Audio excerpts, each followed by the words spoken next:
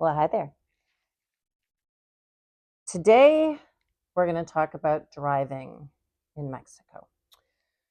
For those of you that are new, my name is Kimothy, and now he's going to sleep. That's Buddy.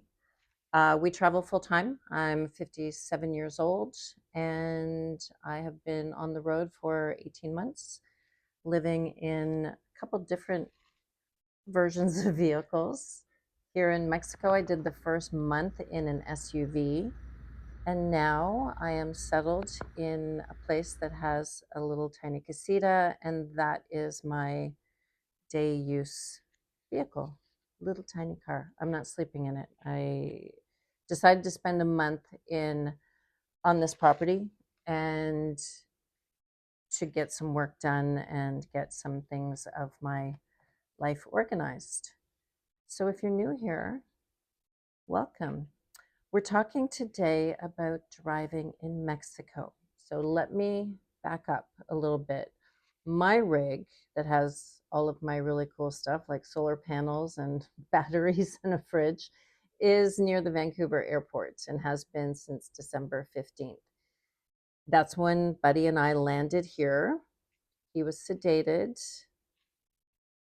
I documented all that in previous episodes if you want to go and look about the journey that brought us here. And it was basically because Vancouver Island was wet and cold, and we didn't know then that Canada was going to have one of the worst winters in a very long time, particularly in the city that is my summer home base. And so we landed. I got a taxi that took me directly to the rental car place, and it was a little tiny SUV, but long enough when you put the seats down that we slept in it for almost a month. Long story, but we went to a campground where they had a really thick mattress, so I ended up being more comfortable in the last week than I had been in the first three, because that was a build out from the Walmart in San Jose del Cabo on some yoga mats and pool noodles and an air mattress that got a hole in it the first day. So we come out of the rental car place. I certainly know how to drive. At 57, I've been doing it a long time, but I've also done it across Europe in an RV, across Canada, across the United States, and now across Baja. But when I came out of that, sorry, Buddy wants to sit on the seat next to me. When I came out of that rent-a-car lot, and there were many rent-a-cars, it was on a very busy road, and they're all behind a fenced compound type scenario. And I had to rocket myself. I might be being dramatic, but that's what it felt like at the time. I had to rocket myself onto a very, very busy road near the airport. And as I looked to my left, as one does to look at oncoming traffic, I got to the point where I thought, okay, here goes nothing, because otherwise I'm going to be sitting here all day looking for a nice, easy, merge from a dirt kind of road area. Anyway, obviously it all worked out because I'm here. And we went uh, to directly to the hotel where I was going to spend the day getting this vehicle built out and everything. That was relatively fine, but the main street in San Jose del Cabo is completely torn up. No signs, no traffic direction. You simply get to a part where the road doesn't exist anymore, and people turning left, people turning right, people coming toward you, and you just have to hold your breath and go. What I have learned after being on the road here since December 15th is that I have never seen an accident or a collision ever. I will talk about the fact that obviously it does happen, but for different reasons. And people drive defensively here. And I thought about when I was driving in my hometown of Ottawa last summer. And I can get there's a suburb where I mostly spent high school and my 20s. There's a suburb on one side of the city in the east called Orleans. And then there's a suburb on the west side called Canada. If you've ever watched one of our NHL games at home, that's where Canada is. I can sometimes be completely zoned out driving from one side to the other. It's so mechanical.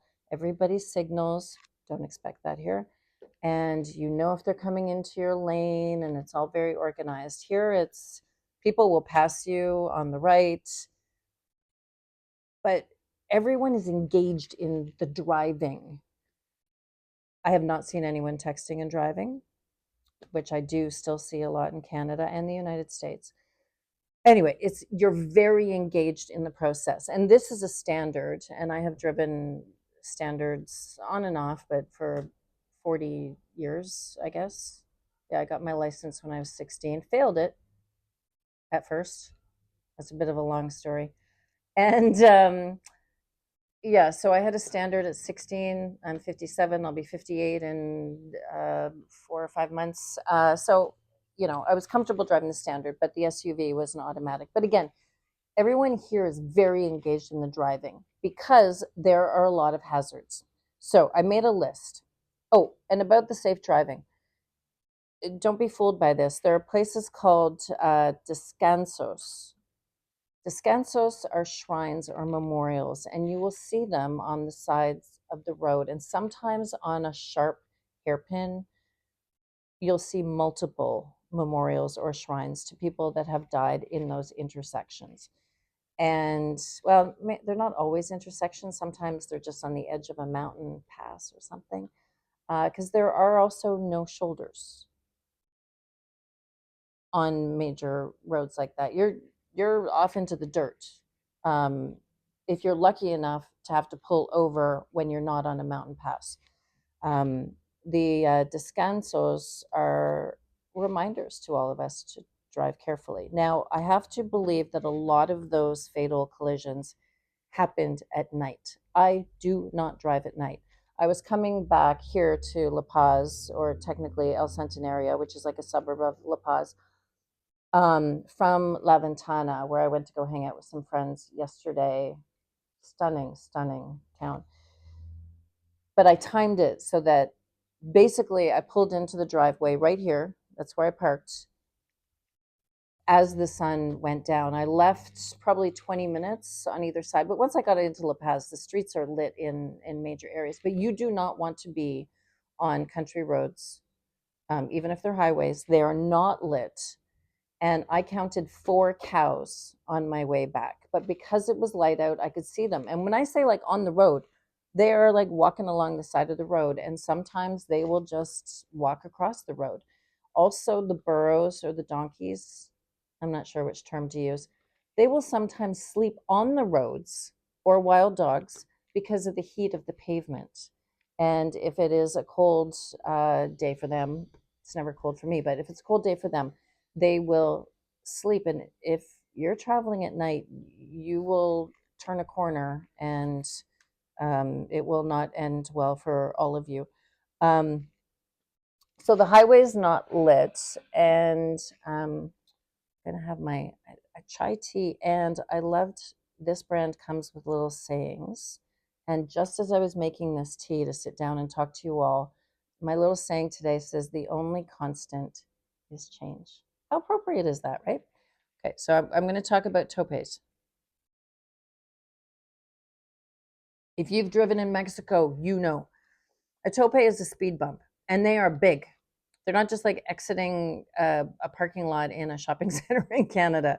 Oh no, they're big, and usually they're coming if there's a bunch of little kind of very low. What do they look like? They almost look like really big bottle caps leading up to a tope, and that's what warns you one is coming. And then you have to almost go 20 kilometers an hour to get over the tope. And they're often painted bright yellow, the tope part, or not at all, which happened to me on my way to Tecolote Beach. There was one near the ferry terminal. The ferry takes you to the mainland that pretty much bottomed out the car. No damage. thank goodness, because it's borrowed from the man who owns this property. But it came out of nowhere. No yellow paint, no little bottle caps to kind of warn you it was coming. And then also on some of the dirt roads, there's a lot of dirt roads, and you're going into a community. Some of the people that live there will put giant fishing ropes across.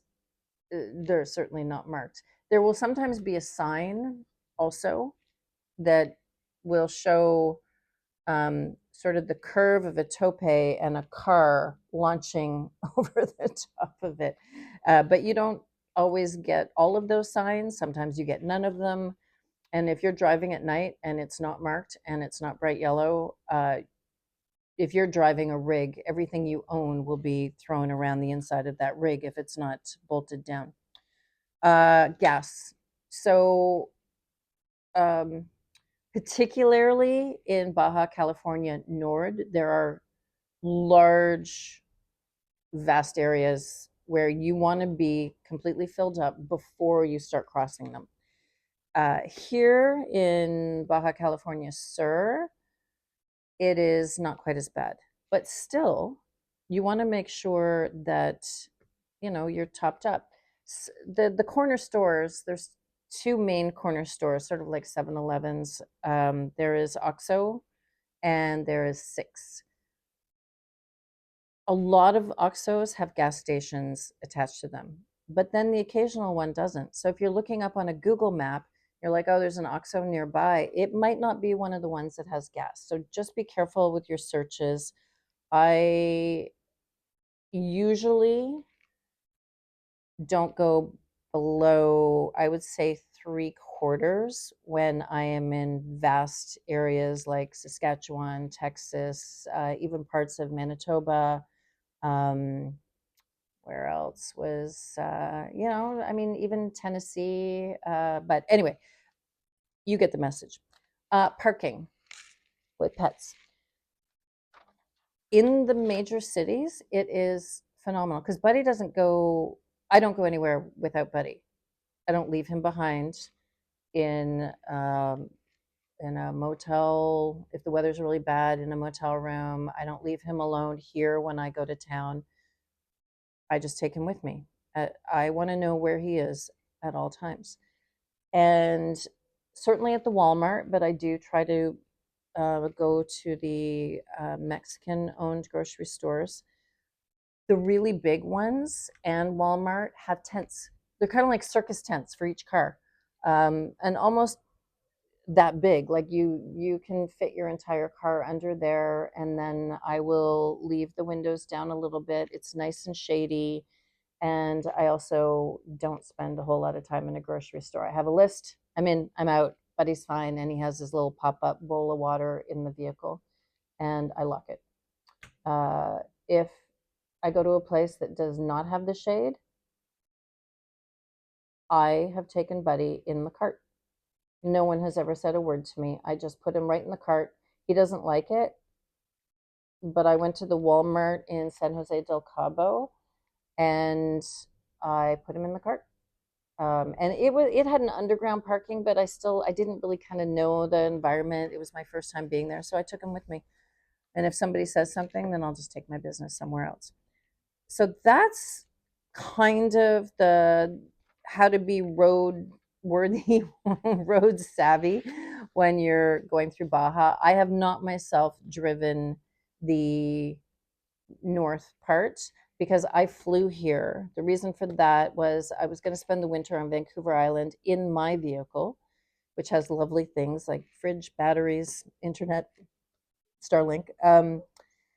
And it just rained and rained and rained. And Canada, now in retrospect, it was a wise decision because in the other parts of Canada, it has been the coldest in a very long time. And I do not have a heater in my vehicle. I'm building out a van this summer, but I am still in an SUV that just has gear on top and gear on a swing hitch. So I do not have a buddy heater or anything like that. So I came here and decided to, rent the SUV and bounce around. I didn't really have an entire plan. And it just meant I have driven, for those that know Baja, I've gone all the way up to Mulahey. Then, of course, I did the beaches, Requesens, etc. Christmas and Boxing Day. That was beautiful. Um, Stopped for periods of time in Todos Santos, Las Barillas. I've seen La Ventana. Spent a month here in La Paz, or I will have. Then I'm going back to spend 10 days in San Jose del Cabo. I was only in Cabo San Lucas briefly to have breakfast with a friend at the Tiger Woods golf place near Cabo. I just, my party days are long, long since gone, and I did a lot of it. Yeah. So I know, I think a bit about driving around, but this is just for those of you that watch. I know when I was watching all of your videos, when I was getting ready, there were helpful clues that I would have appreciated. So, if you could like and subscribe, I would really appreciate it. The stats tell me that 70% of you watch regularly and don't subscribe. Is completely free. You just get a notification that I've posted, which is on Wednesdays and Sundays. But that is how YouTube pays its content creators, is through subscriptions and watch hours. So we would really appreciate it. Thanks for spending the time with me. See you next time.